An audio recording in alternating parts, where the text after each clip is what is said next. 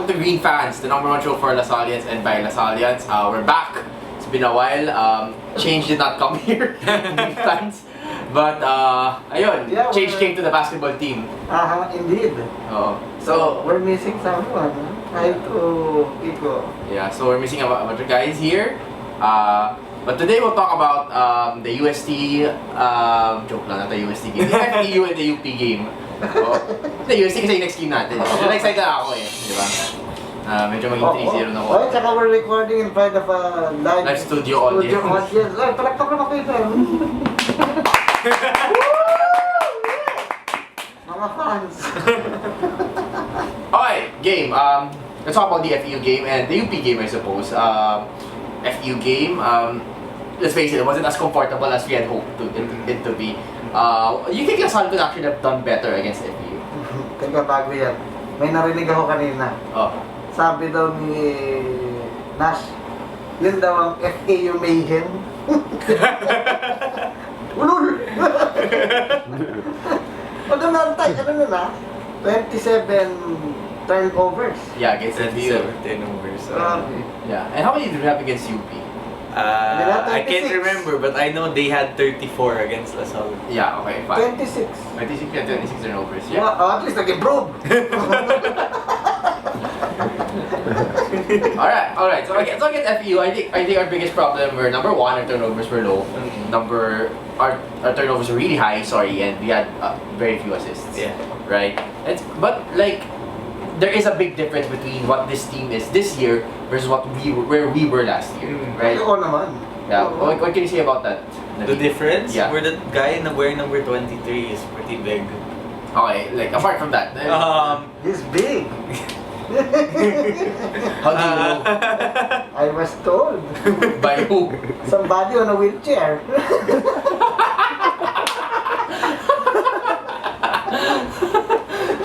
Legend never dies.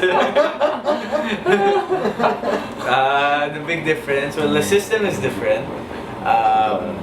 Compared to the major conservative defensive scheme of Juno Soler the past 3 years.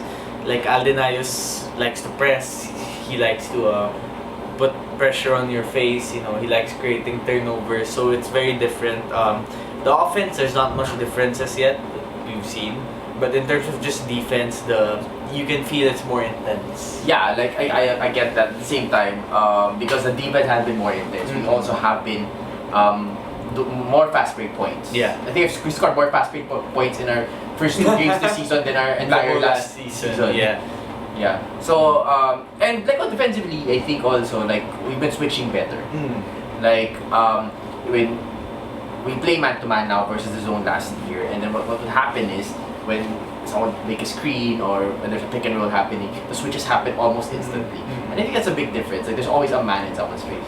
Yeah, definitely. And also I think the presence of Ben in the paint, protecting, blocking shots, protecting the rim, I think that makes the players more comfortable to keep switching, keep taking risks, because you have a guy there who can not only block shots, he can also clean up the board, the glass. And I think Kib Montalvo also deserves credit. He's been playing great defense. So yeah, absolutely. Like whenever he's on the floor, that's really when LaSalle's defensive pressure is at its best. Right, absolutely. Not just Kib. I think also Julian Sargent has been doing very well defensively. I was having a conversation with my friend the other day.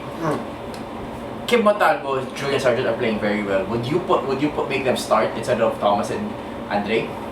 Try natin. I wouldn't, because the team's 2-0 after all. Right.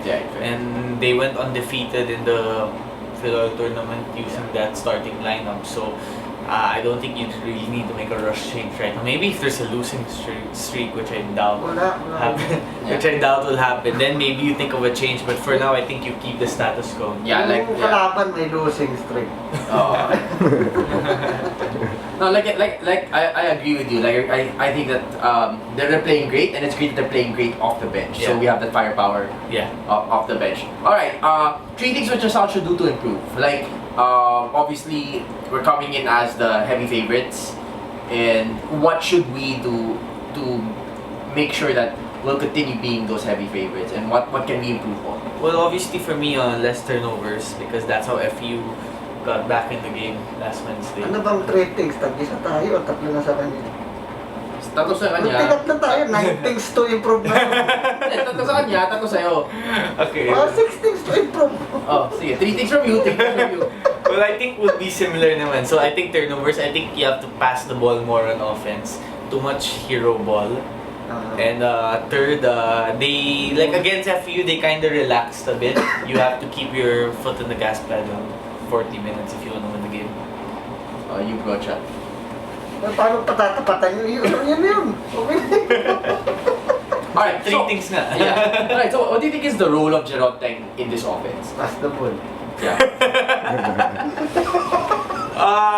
I actually wrote about this a few days ago. I think that Ba't naman shameless plug naman? Ayop na tinari pa yung show natin mag-ano eh. no. My point in the article was well, obviously there are times where Jeron needs to pass the ball more, but like in the game against FU, it was tied. It was a 1-possession game, and LaSalle didn't really have the go-to guy yet. Like Ben is good, but Ben, you're not really 100% comfortable yet saying I'll give the ball to him in the post and he'll do something because he's been turnover prone a bit since the season started. Fair. So Jeron's still really that guy who you say, okay, here's the ball, do something, give us the win. Right. I think he's basically the closer of this team. Right, fair. And like I really think that as well.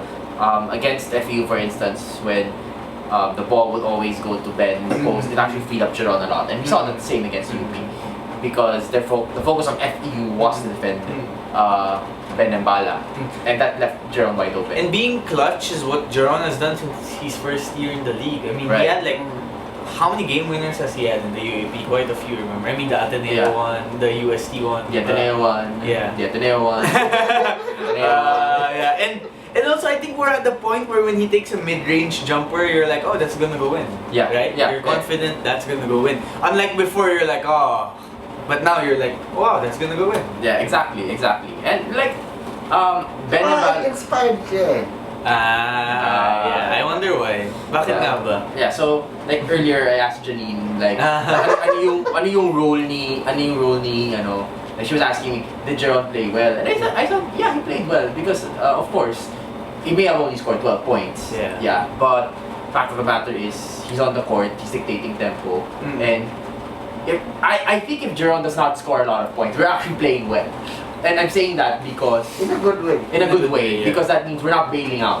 Like we're running the plays, we're going inside. Like, shot distribution today was very yeah, even. very good. Yeah, exactly. Very even. Jolo had 11. Jola did Ayop yung mga tres niya kanina. Ilan ba? Tatlo yata. No? Abu had 12 also. Yeah, but Thomas had like 8 points. Oo. Yeah, ganun. Hindi na niya nahuhulog yung ball. Oh, di na nag-turnover today. And last game, Aljun had 10. So, you know, it's like, I think one more good thing about this team is like, they're so deep, and remember, Perkins isn't playing yet. Yeah. They're so deep, it feels like every game someone could give you 7-8 points. So what can you say about this team being very deep? Well, it's very LaSalle. We're just being us. Alright, so that's it for today. We'll talk more about FU and UP. Sorry you haven't had a lot of episodes lately. It's been Changes come. Yeah, changes come. The first 50 days, ha? We'll try to keep you guys with all the news. Yeah, pero teka, batiin ko lang yung mga viewers na email sa akin eh. Okay. Oo. PM. Ano? Sa Facebook. Message. Oo. Sa May fan page ko na ba? Hindi ko pa nalalike eh. Si Anjo sa New Zealand, tsaka si Nico sa Australia. International na tayo. Oo. Totoong tao mga yun? Oo. Hindi na mga bot ha? Hindi, nagkano sila captcha eh. I don't know what that means, but Yeah. okay. Alright, cool. So this has been Green Fans. Yeah. So thanks for watching. See you in the next games. And Animo Lasal. This is Green Fans, the only show for Lasallians by Lasallians. Don't forget to like us on Facebook, follow us on Twitter, and subscribe to our YouTube channel. You may also follow us on our iTunes page. Once again, this is Green Fans. Animo Lasal!